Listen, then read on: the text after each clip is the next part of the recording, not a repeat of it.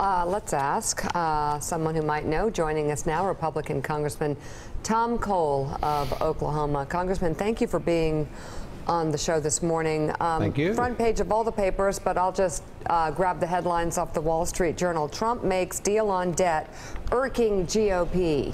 Are you irked, sir? No, where do you come down on what happened yesterday? Well, I was sort of thrilled. I mean, this is what I've been arguing for. I think the president made the right decision. Look, I think getting the 3 months buys you the time to deal with the natural disasters that we have bearing down on us right now. I think it also gives you the time to negotiate a larger appropriations deal. Today will pass, for the first time since 2006, all 12 appropriations bills across the floor of the House, setting us up in our bargaining position. The Senate will have a different one. The administration will have yet another one. And we'll sit down and have a three-way deal. But I think the president was wise to clear the decks. I actually was quoted yesterday as saying, I think a short-term deal is much easier to vote for than an 18-month or 2-year extension with no offset. So, again, count me as pleased with what the president did. And I think he's positioned us well as a party, and frankly has positioned the country well to come to a larger deal in November and December that'll give us some stability for a long stretch of time.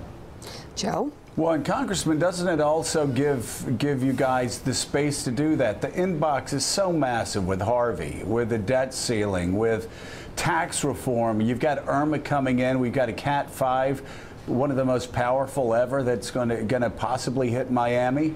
That is a lot of work for you guys to do, and it seems to me you've got to start getting some things out of the inbox, even if that means pushing the debt ceiling fight to the end of the year. Oh, I couldn't agree more. And look, we're moving a lot of stuff through the House. We've passed over 300 bills.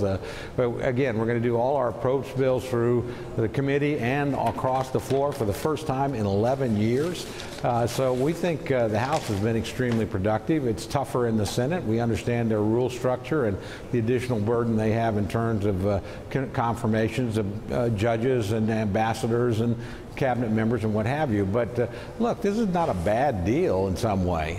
Frankly, I think a much worse deal would have been an extended debt ceiling with no spending cuts. So we live to fight another day, but we take care of what's important today. And Harvey's important today. Irma will probably be important tomorrow. Those things need the full attention as we do our regular work. So I think the president actually made it easier to come to a deal, not harder. And in my view, he did the right thing. Congressman, what's the story in the internal catfight between the Freedom Caucus and the Speaker of the House, and what's the threat level to the Speaker's job? Well, I actually don't think there's any threat level at all, and I don't think there's a catfight. I think what's overlooked in this, frankly, you know, the Freedom Caucus has done a lot of good things. Almost every member of the Freedom Caucus was with us on repeal and replace. They were not a problem in the least. They actually made the bill better.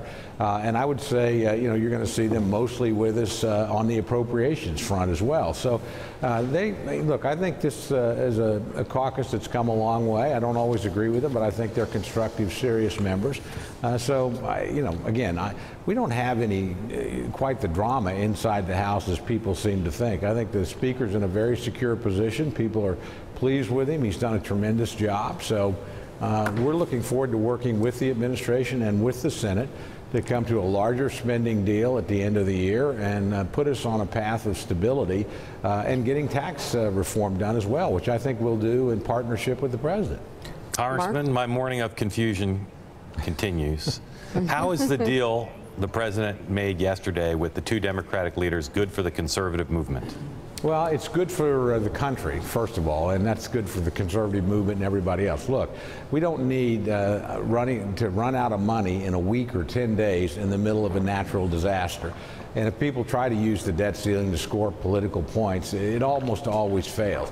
I tell people, look, we haven't defaulted on the debt in 240 odd years. So the idea that we're imminently going to do it on any given day is just ridiculous. The votes are almost always there for a debt ceiling. Now, the combination, does it come predominantly from the Democratic or the Republican side, can vary depending on what, if any, conditions are attached to it. But look, you know, if we haven't defaulted since Alexander Hamilton, the idea that we're going to do it in November or December of 2017, I think, is pretty far-fetched.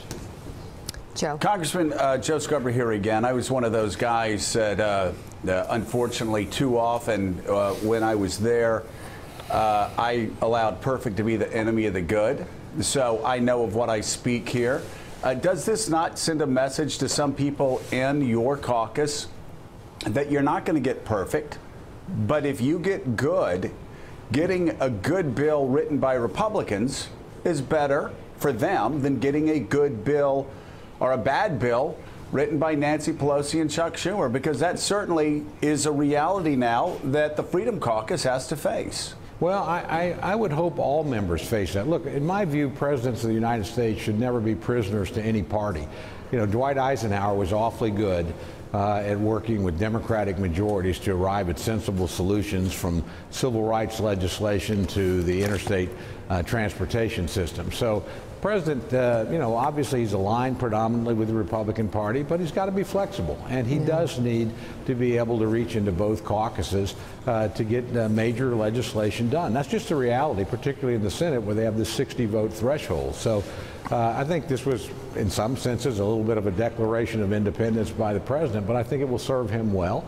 I think it will serve our conference well. And again, look, we're working with him on the budget. We're working with him on a military buildup. I think he's positioned us for a DACA solution. And again, that's something you have to remember. Neither President Bush nor President Obama were able to get major immigration reform through the Congress. President Trump, ironically, might be the first guy to do that.